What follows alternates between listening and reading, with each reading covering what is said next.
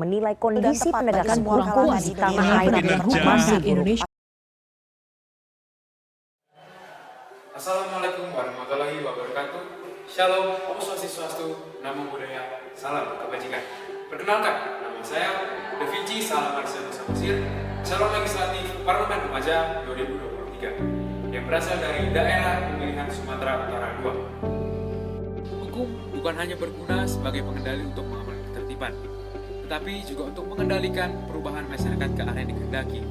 Tapi, apakah masyarakat kita sudah sesuai dengan apa yang dikehendaki oleh hukum tersebut?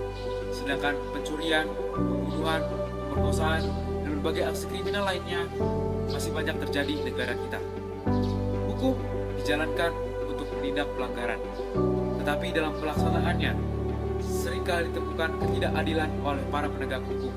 Seperti pada laporan anggota Ombudsman Lili Rahayu yang mengatakan, sejak 2016 sampai 2019 setidaknya ada 10.000 laporan masyarakat yang diterima Ombudsman tentang penegakan hukum yang buruk.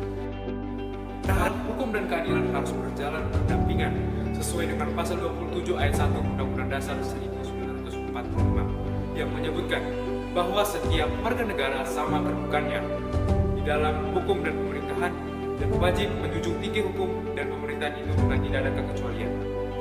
Penegak hukum perlu menegakkan hukum, namun juga penting memperlihatkan sisi keadilan dan harus berdasarkannya pada suatu aturan hukum. Jika keadaan ini terus-menerus terjadi dan tidak kita atasi, maka hal ini akan merusak negara kita sendiri. Lantas, bagaimana kita mengatasinya? Jika saya sebagai anggota DPR, saya akan mengoptimalkan 3 fungsi DPR dalam mewujudkan keadilan tersebut. Yang pertama, fungsi legislasi. Saya akan mengoptimalkan Undang-Undang Nomor 16 Tahun 2011 tentang bantuan hukum dengan tujuan menjamin dan menjadi pegangan masyarakat. Selain itu, saya juga akan mengoptimalkan pasal-pasal tentang hak asasi manusia seperti pasal 24C ayat 2 Undang-Undang Dasar 1945. Yang kedua, fungsi anggaran. Saya akan merancang APBN untuk mengoptimalkan keadilan berdasarkan hak asasi manusia bagi seluruh masyarakat dan mengoptimalkan implementasi hukum dalam pengadilan. Yang ketiga, fungsi pengawasan. DPR akan lebih mengawasi jalan pengadilan di Indonesia dan lebih mengawasi implementasi hukum, terutama hak asasi manusia dalam pengadilan, sehingga terwujudkan hukum Indonesia yang berkeadilan.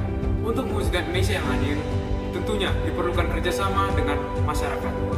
Maka dari itu, saya mengajak seluruh lapisan masyarakat untuk mari bersama-sama mewujudkan Indonesia yang adil dan taat hukum. Mari kita mulai dari generasi muda, sehingga terwujudkan remaja yang taat hukum dan masyarakat yang aman.